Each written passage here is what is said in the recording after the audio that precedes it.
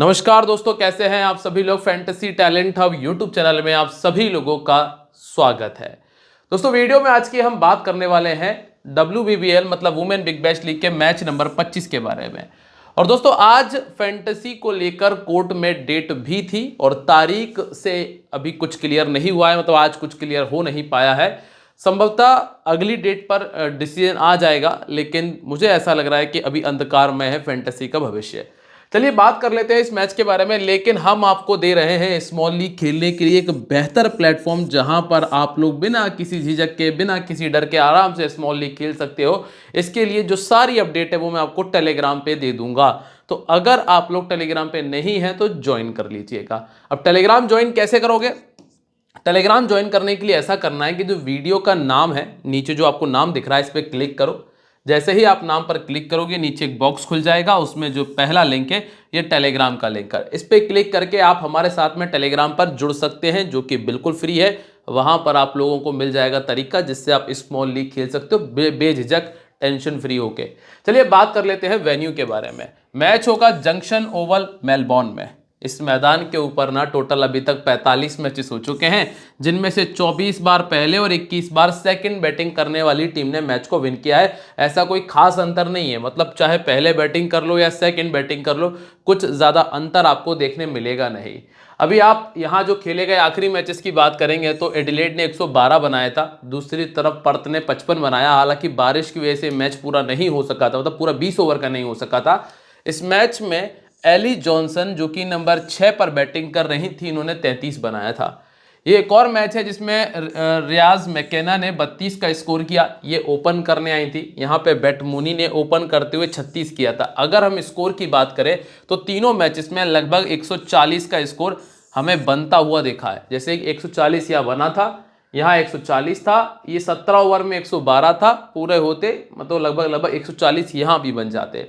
तो कुल मिलाकर एवरेज स्कोर 140 है। पहली चीज, स्कोर करने वाला प्लेयर लगभग आपको यहाँ 2 मैचेस में टॉप ऑर्डर ने स्कोर करके दिया है, तो आप ये मान सकते हो कि टॉप ऑर्डर आपको बेहतर स्कोर करके दे जाएगा। इसके बाद पावर प्ले में बहुत बड़ा स्कोर नहीं बन रहा है। ट्रेडिंग कर रहे हो तो ध्यान रखना, 37 यहाँ बने थे, यहाँ 29 बने थे, यहाँ 45 बने थे, तो 45 के आसपास नोट कर देना, 44 तक भी नोट कर सकते हो, ठीक रहेगा। सेकंड इनिंग में क्या स्थिति है? 36 रन के साथ में 1 विकेट, 56 रन के साथ में 1 विकेट, 55 के साथ में 0 और 45 के साथ में 1 विकेट। तो सेकंड इनिंग कुछ ऐसी चली है कि यहाँ 40, 42, 43 अगर मिल जाता है तो यस कर लेना, क्योंकि पहली इनिंग में अगर नहीं बनेगा तो सेकंड इनिंग में कम ही स्कोर आपको देखने मिलेगा, तो वो आप यस कर सकते हो। ये फायदा आपको मिल जाएगा, ट्रेडिंग में आप यहाँ पे प्रॉफिट कमा सकते हो। अब हम बात कर लेते हैं कि विकेट किसको मिले हैं। विकेट यहाँ मिले हैं 9 फास्ट बॉलर को, यहाँ पे 9 फास्ट बॉलर को, यहाँ पे 3 फास्ट बॉलर को, 4। लेकिन यहाँ इस मैच में 13 विकेट स्पिनर्स ने निकाले थे, तो एक आधे मैच को अपवाद कह सकते हो आप। बाकी फास्ट बॉलर्स का डोमिनेशन आपको नजर आ जाएगा। अब हम दोनों टीम्स के हेड टू हेड की बात करेंगे। दोस्तों, अगर आप लोगों को हमारा वीडियो अच्छा लगे तो सबसे पहले चैनल को सब्सक्राइब करना, साथ में वीडियो को लाइक करके वीडियो को अपने दोस्तों, यारों, जो भी फैंटेसी खेलना के इच्छुक है उनको शेयर कर दीजिएगा, ठीक है। तो अब हम बात कर लेते हैं इन दोनों के आखिरी मैच के बारे में। तो पर्थ स्कॉर्चर ने आखिरी मैच में 108 बनाया था, रेनेगेड ने बनाया 106। इसमें हिंकली का 32 था, एलाना किंग के 3 विकेट थे, एनिसवर्थ के 2 थे और सोफी डिवाइन के भी 2 विकेट थे। यहाँ पे Deandra Dottin 40, Alice Capsey 5, हाइले Mathews 2 और इलिंगवर्थ के 2 विकेट थे। सारी की सारी प्लेयर खेल रही हैं इस वाले मैच के अंदर, बस मैथ्यूज को छोड़ के बाकी सभी प्लेयर इस टीम में मौजूद हैं। यहाँ एक और मैच है जिसमें बैट मूनी ने 36 और एलाना किंग ने यहाँ पर भी 2 विकेट निकाले। एलाना किंग का ये सीजन इतना गंदा चला है कि अभी तक सिर्फ 1 ही विकेट निकाल पाई है और 5-6 मैचेस खेल चुकी हैं। ओवर पूरे 4 डालती हैं पर विकेट नहीं आए उनको अभी तक। इसके बाद कर्टनी वेब ओपन कर रही है, 61 बनाया था। सोफी मॉलिक्स के 4 विकेट, एलिस कैप्सी के 2 और जॉर्जिया वारेहम के 2 विकेट आपको यहाँ पर देखने मिले थे जब ये मैच हुआ था। अब आप यहाँ पर देखें मेलबोर्न रेनेगेड्स की संभावित 11 क्या है। यहाँ पे आपको एमा मिलती है, साथ में मिलती है Courtney Webb, Sophie Molineux, Alice Capsey, Georgia Wareham, Deandra Dottin. इनके पास ना बॉलिंग ऑप्शन बहुत सारे हैं। नई गेंद के साथ में आपको गेंदबाजी मिलेगी एलिंगवर्थ के साथ में, कैरिस बेकर के साथ में और ईस वोंग के साथ में। ये नई गेंद से गेंदबाजी करेंगी, ठीक है। 4 ओवर पूरे किस किस के आ रहे हैं ये देख लेना। सोफी मॉलिक्स लगभग 3 से 4 ओवर डाल जाएंगी, ठीक है। एलिस कैप्सी लगभग 3 से 4 ओवर की गेंदबाजी कर देंगी, वारेहम के तो 4 फिक्स हैं।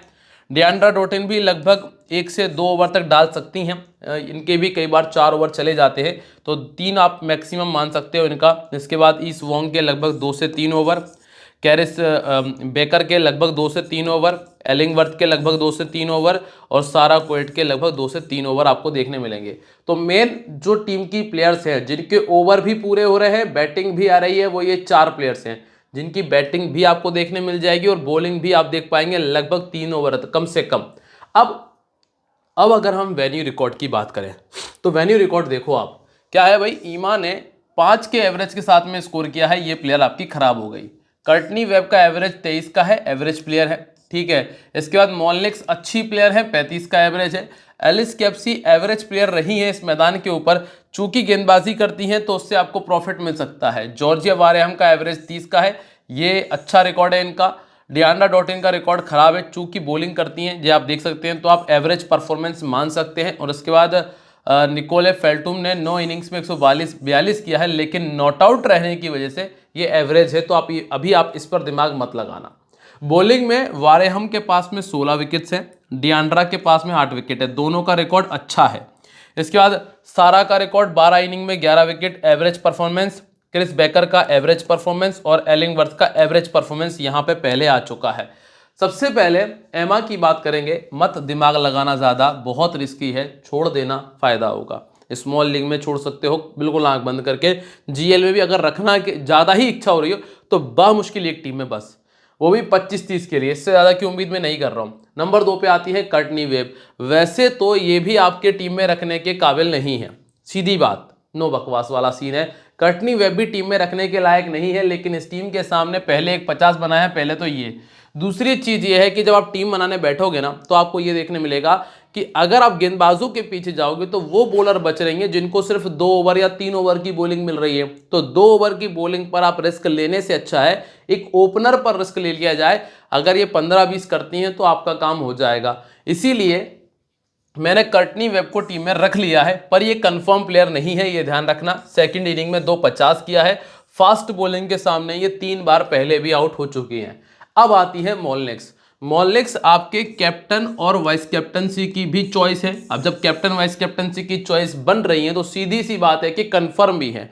तो ये वो पहली प्लेयर है जो टीम में कंफर्म है, जिनका एवरेज 21 का, 30 विकेट है। ऑफ स्पिन इनको आउट करता है कई बार, मतलब कई बार क्या, अभी तो 2 बार आउट किया है पिछली 46 बॉल में। इसके बाद आती है कैप्सी, ये दूसरी प्लेयर आपके लिए कंफर्म है जो कि स्मॉल लीग में जगह बनाती हैं। जीएल में रिस्की कैप्टन वाइस कैप्टन का काम करेंगी। 22 का एवरेज, 5-50, 28 विकेट, पहले बॉलिंग करते हुए 19, सेकंड बॉलिंग करते हुए 9, लेग स्पिन आउट कर जाती है। एलाना किंग सामने वाली टीम में मौजूद है और रीसेंट फॉर्म बढ़िया चला है, ठीक है। नंबर 3 पर आपको मिलते हैं जॉर्जिया वारेहम। ये मैक्सिमम लोगों की कैप्टन और वाइस कैप्टन रहेंगी, इसलिए ये भी कंफर्म है। ये तीसरी प्लेयर जो कि बिल्कुल कंफर्म है।